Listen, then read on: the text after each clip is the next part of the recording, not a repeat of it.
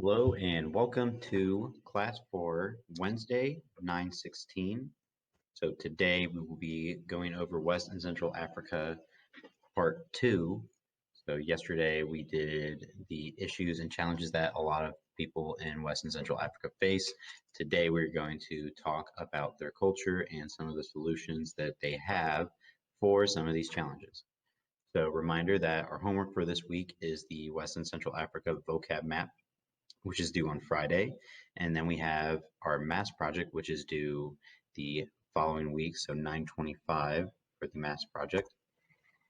So make sure that you have the notes pulled up for this so that you can follow along with the video and get all the notes recorded. Here we go.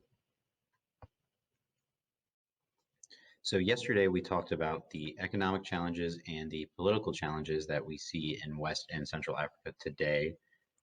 But we are going to talk about how they came back from a lot of these issues to come up with different solutions. So back from the brink, some countries fared better than others after gaining their independence. So while the Democratic Republic of Congo struggled a lot and countries like Mali struggle a lot, some countries fared a lot better. So Ghana's economy was built up after they became independent, and they had a really good leader who built up their economy before he became a dictator. And then after he was removed, they had a bunch of different economic plans and different movements and legislations come in that made it so that Ghana's economy was the fastest growing economy in Africa after they got rid of their dictatorship. So if we look at Ghana today, we can see they have diversified their economy. So before they were selling primarily gold and cocoa, and as they diversified their economy, they no longer relied on just one or two things in case those the prices of those went down. It wouldn't affect them as much.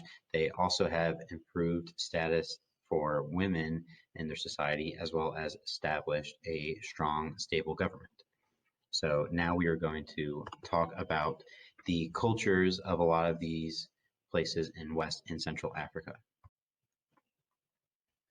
So the cultures of the region, there are many rich and varied cultures in West and Central Africa, just between different countries, but we can see just a very interesting mix of traditional and modern ways that both exist side by side, but then combine to form a new tradition. So we see that often there is blending of the traditional and the modern to form a really interesting, cool mixture of the two.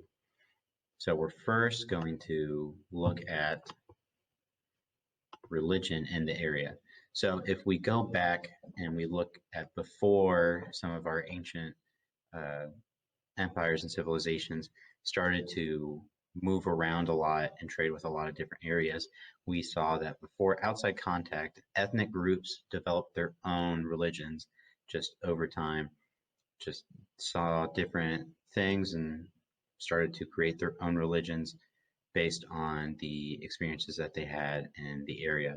And uh, after that, we see the contact with new people, and through trading networks, we see new religions get introduced. So one is Islam. So we talked about this when we talked about Mansa Musa and the Mali Empire. He went on his trek to his pilgrimage to Mecca, and on his way back, he brought Islam. And we see later another religion get brought in a somewhat similar way as he traded with different people around the world. He met Muslim people and brought back their ideals, and Islam quickly spread throughout the area. It quickly moved south below the Sahara to West and Central Africa. Then we saw the arrival of the Europeans. And so one of the things that the Europeans did is they brought with them Christianity and missionaries in order to spread Christianity and attempt to convert a lot of the people in the area to Christians.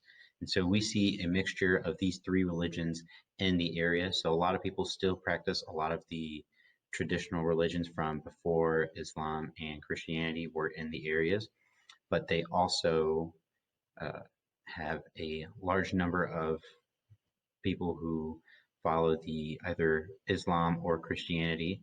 And so it is an interesting mixture of all three groups side by side in certain areas. If we look at the arts, we see even more mixture and blending of traditional and more modern.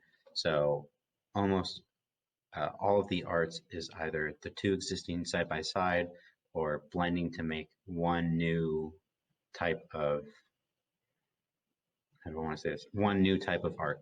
So we can look at dance, so traditional dance and dance from different rituals exist side by side with more modern ballet practices.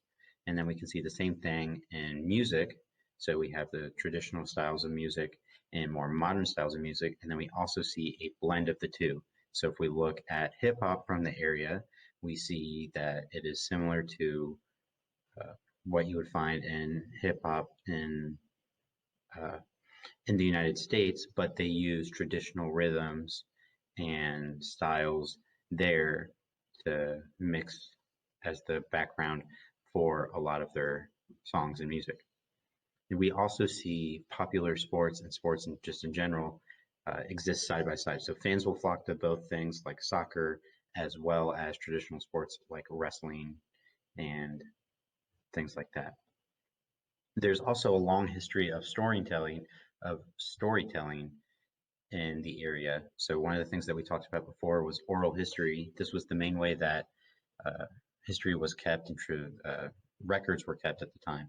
So there would be one person in the village that knew all of the oral history uh, for the tribe and would tell it to the younger generation in various stories and music. And so we see this exists today in the form of things like filmmakers, hip hop artists, and musicians and writers. So they have a long history of storytelling as record keeping, which still exists just in a slightly different form. So we see that same sort of role in today's society, just in a slightly varied fashion.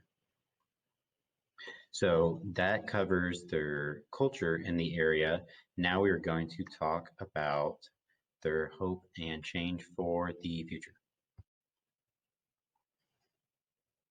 So when it comes to hope and change or hope for change in the future in West and Central Africa, we see a lot of innovative and modern solutions that create potential for a better future in the area. So one of these things is through the creation of the African Union in 2002, which gave promise of a better unified African future. So in the same sense that we see things like the United Nations, which helps a lot of uh, first world countries. We see the African Union, which does the same thing just within Africa.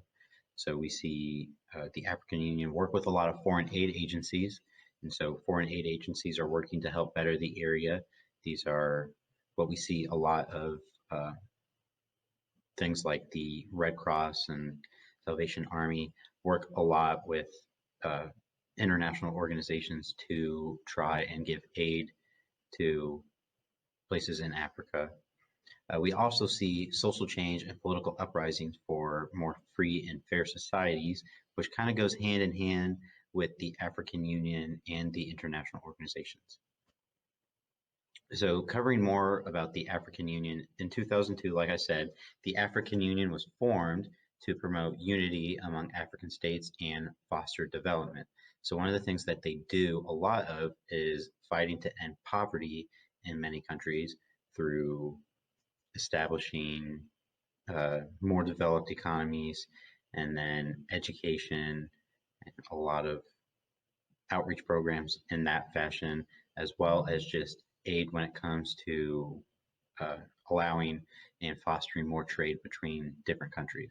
We also see that the African Union sends peacekeepers to other countries in order to ensure that a lot of these countries are allowed safe democratic elections, and that local groups aren't getting too out of hand, and that there's not too much infighting within a country.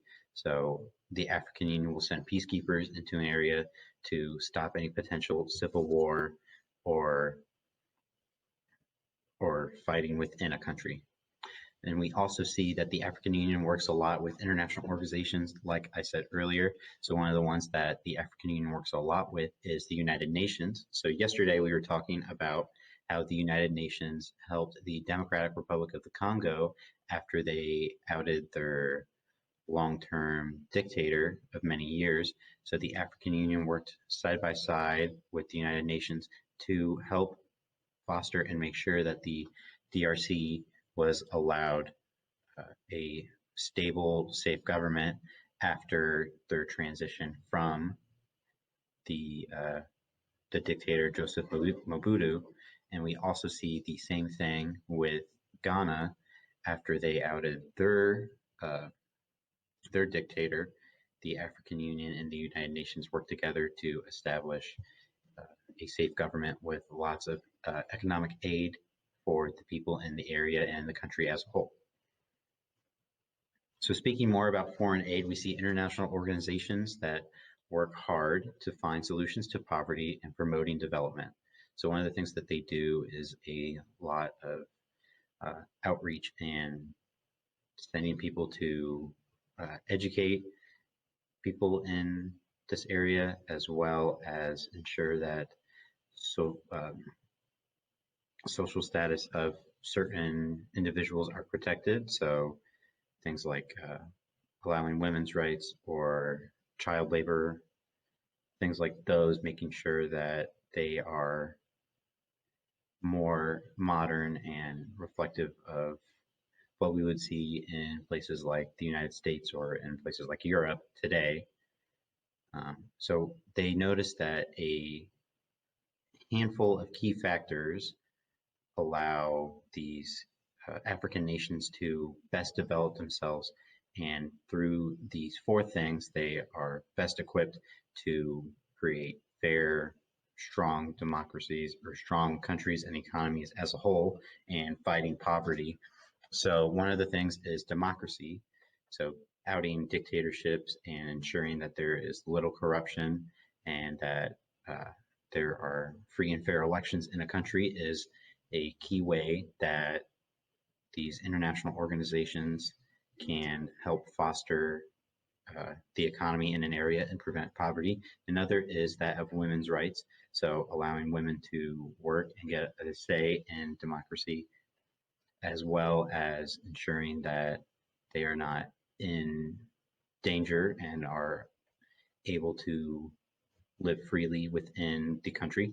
So then a third is developing infrastructure. So we talked about why infrastructure was important and was a factor in the weakened economy within African nations. So developing infrastructure so that trade and transportation within a country can go and move fairly rapidly. And then our last one is developing social services. So this is things like economic aid to people, healthcare, and then education. So the more that they develop education and healthcare, the longer people can live and the better futures they can have with an education. And then economic aid is a key way that they can fight poverty. So simple things like food shelters and ways that can help people get back off their feet if they happen to fall into a place of poverty.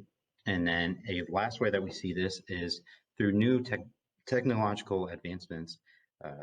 They aid in a lot of this. So things like the LifeStraw is a great way, or different mosquito nets or vaccines and medicine. When they're tested, one of the first things that they're done is they're utilized in Africa to see how effective they are before they are brought over to some places in the United States. So allowing a lot of that sort of testing and development in places like Africa allows for the fighting of those diseases to happen more quickly in that area.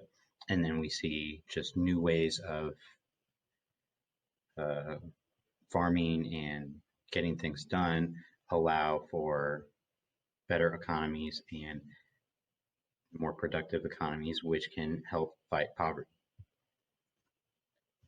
So if we are done for the day and you completed all of your notes and you have some extra time in class, what you need to make sure that you do is one, complete your vocab map, and then two, start working on your mask assignment written component. And then if you've done both of those, you need to check for any missing work that you have and send me a message on Canvas. So if you have any questions, make sure that you reach out to me and that you get everything done. If you do reach out to me, I'll try to get to that message as soon as possible. Sometimes I miss a message and possible. So I will see you guys tomorrow. Have a great day. Bye.